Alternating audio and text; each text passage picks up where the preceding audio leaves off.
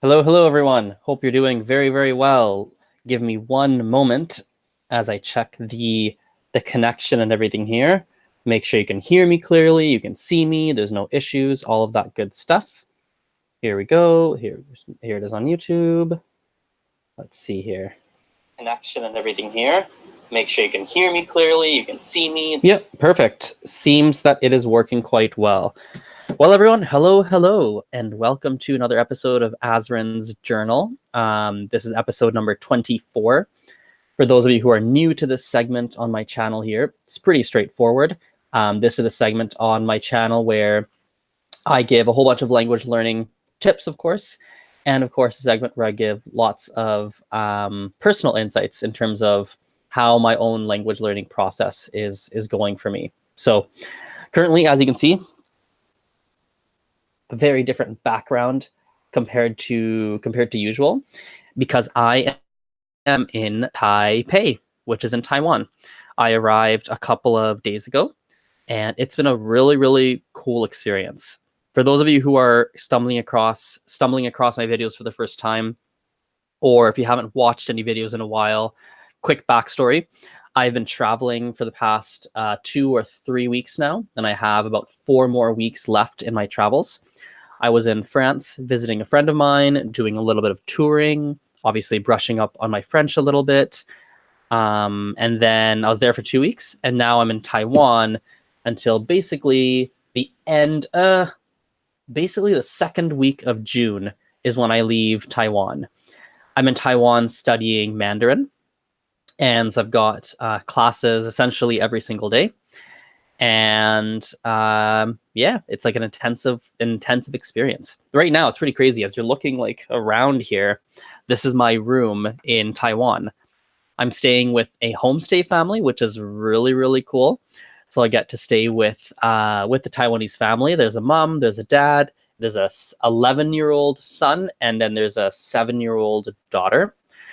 They speak some English for sure, a little bit. They've got some basics, and the kids are studying or learning English in school. The mom and dad had learned some when they're in school as well. They do couch surfing, so they have certain international people that come through, so they have a certain rudimentary level in English.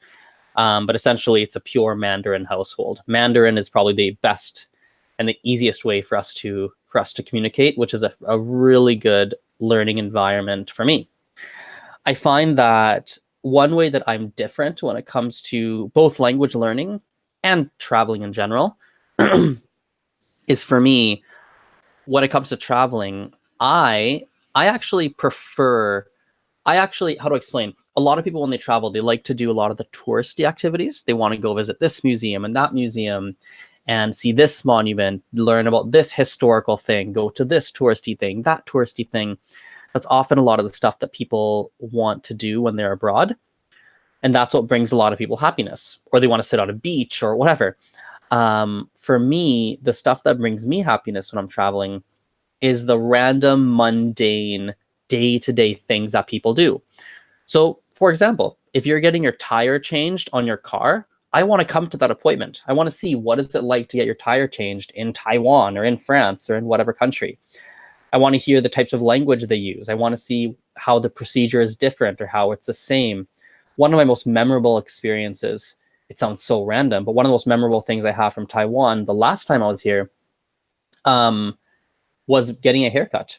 I went to some place on the street and I got a haircut in some little like haircut salon.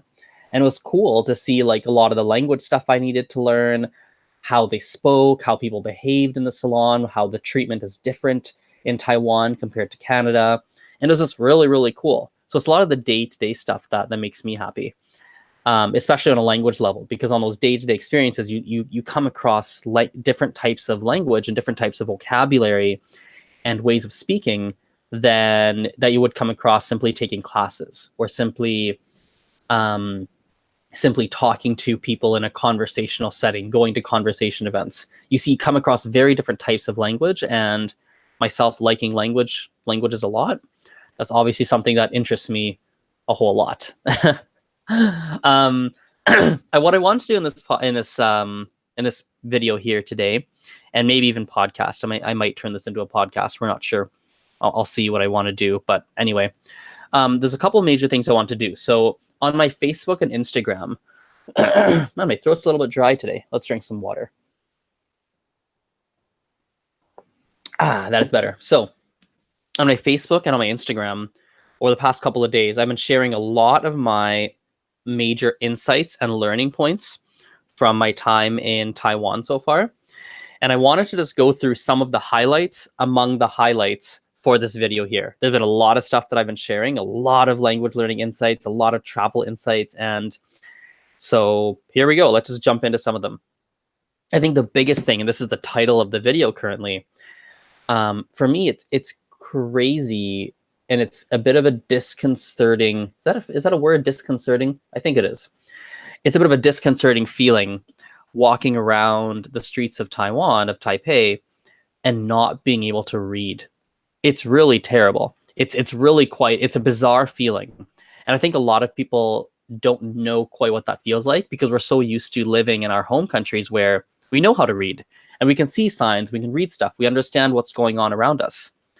And in Taipei, that's one of the biggest things that's just, it's always on my mind. It's like, man, I can't read anything around me. I don't understand what these signs say. I'll look at menus and I don't understand most of the menus, and it can be kind of frustrating sometimes. And it's interesting because I can read in Mandarin, but I just don't have enough of a character base and vocabulary base in my brain to properly, fully feel like I can walk around, look at street signs, look at restaurant menus, look at notices in the apartment that I'm living in, right? To be able to look at them and actually understand what the heck I'm looking at. I don't have enough of a vocabulary base or character knowledge or anything quite like that. So it's a bizarre feeling. I can't wait till my character knowledge is better so that I do understand. Because right now it's always one of two scenarios. Either A, I just don't recognize the characters that I'm seeing, which means I don't understand what I'm seeing. And number two, sometimes I'll recognize the characters, but I'll recognize them individually, but I don't know what they mean when you put them together. The English equivalent would be like seeing, if you saw a bunch of letters together that made a word, but you don't know what that word means. Like if I saw apple, A-P-P-L-E, and you're like, I know that says apple, but I don't know what apple means. Often that's happening as well, where I see characters, I know them individually, I know them, but I don't know what the word together means. Another thing I shared yesterday on my Facebook and my Instagram was how strong emotions are a great motivator to learn. So this actually ties into my being able to read challenge. So I'm with the homestay family and we're having dinner. Dinner was awesome. They're really nice. We're chatting, all of that. At one point they asked me, hey, Azren, do you like this? And they show me this little like small package. I look at the package and there's two characters which are saying what this food is. I know each character. And the food is dou hua. So I'm looking at this food, right? I'm like, oh, I know dou. I know hua. I know what they mean individually. They mean like tofu. It's like tofu flour. And I'm like, what the heck is a tofu flour? Like I can't picture what tofu flour is. They tell me it's a dessert. And I was like, yeah, it's a dessert. It's blah, blah, blah. It's sweet. The 11-year-old son is like, oh, it's like in English, he says, it's like pudding. It's like pudding. And I was like, oh, I like pudding. Sure, let's give this a try. So I open this thing up. I'm eating it. Turns out I don't like it. It's got a weird texture, and I'm just not liking it. I finished it because I didn't want to waste the food. But now I'm not going to forget the name of that food anymore because I had such a memorable experience with that food. So those kinds of strong emotions, those kinds of memorable moments are what are really important, are really, really important to learning a language. It helps you a lot. And I think that one of the things that really matters a lot when you're learning a language is trying to learn it in a way where you're creating a lot of those memorable moments. So this is why I find that sometimes people who don't like language classes very much, which is not everyone, but some people are like that, and they're not necessarily a fan of language classes, I often find it's because they get bored and the stuff they're doing in language classes is not very memorable, and it's not engaging. It's not making your mind connect to the language, and that's why they don't like it. And so, and it's one of the biggest things as to what one has to do to learn a language. It reminds me yesterday. One thing I'm doing with this family is I'm teaching them English. So I'm working primarily with the 11-year-old son, but the other members of the family also kind of participate and listen in and things like that. So there was the option for me to work with both of the kids. Like, there was, technically speaking, the option to work with the whole family. That was an option, but the family said, hey, why don't you work primarily with the son? Because that's kind of our priority right now. The daughter specifically said, oh no, English is so boring. I don't like the English class at school. I don't like it, blah, blah, blah. And she's saying that's what she does. She's like, I don't really want to take English classes at home. And the funny thing is that when we started to actually do the English class, when I started to actually teach the brother English at home, the 7-year-old was looking over and she's like, what are you guys doing? And she's really interested because we're playing a game. So it looked like fun, and it looked like a lot of fun. So I started to include her in the game that we were playing. And suddenly English was not necessarily that terrible. So often it was just a reminder to me that often it's not often the strategy you're taking is not necessarily the problem when you're learning a language. It's not that classroom learning is bad. It's not that self-study is bad. It's not that traveling abroad doesn't work, or it's not that so-and-so's online course doesn't work. It's not that something doesn't work. It's that for one reason or another, there wasn't a fit between between you and that program. It could have been because you were going through something in your life at that moment that didn't allow you to put a full effort into it. I remember I had a student who took Spanish lessons with me, and he would consistently not show up. And I thought, this is really weird.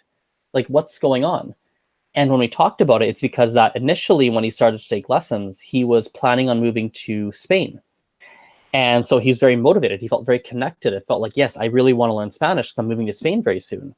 But then he had some changes in his life and he wasn't moving to Spain anymore.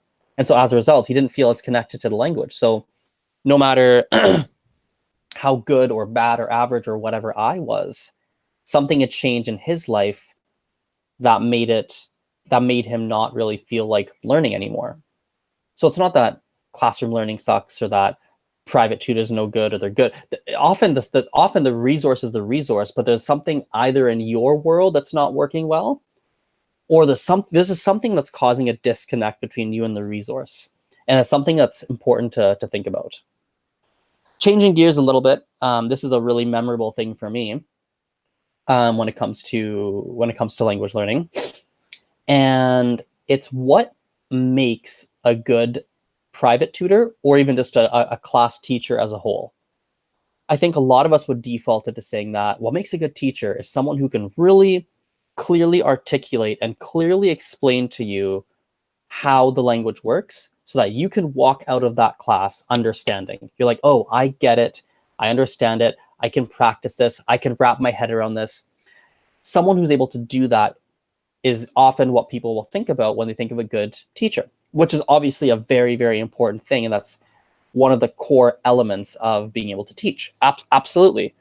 And that it's kind of like, it's almost like the bread. It's like, if you have bread and butter, you can't have the butter without the bread. You can't just eat butter on it. Like, that's a very important piece. I think hello, Renata, by the way, see you in the chat. However, there's another really big piece to being able to teach someone or teach in general,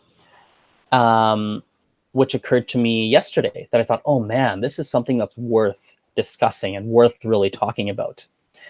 And this other piece is finding a teacher or someone who is able to actually make you want to come to class and want to learn. So myself, generally speaking, when I take language classes, I skip at least 25% of my classes. It's a consistent thing.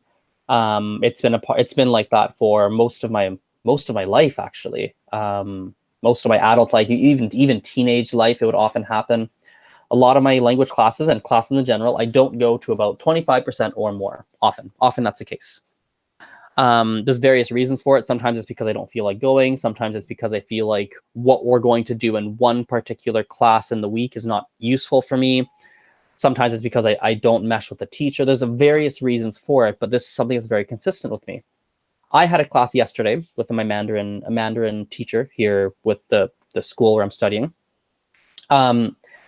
And she was a really good teacher, which was awesome. Good teacher. She was able to explain things well and blah, blah, blah, like good teacher. But the biggest thing that I liked about her was how well she was able to build rapport with me and build a connection. So when I'm taking the class with her, she's a really good teacher, but we got along really well.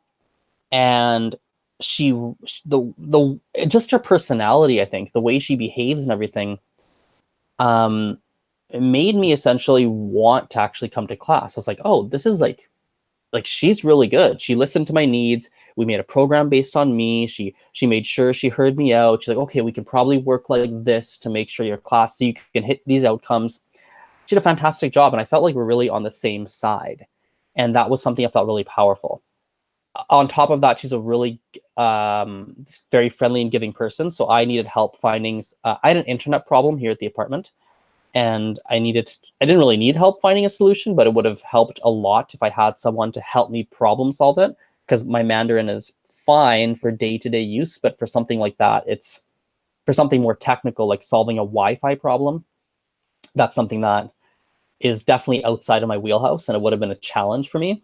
So without me asking, without anything, she just volunteered her time to come help me figure it out. And she spent the whole afternoon helping me problem solve it.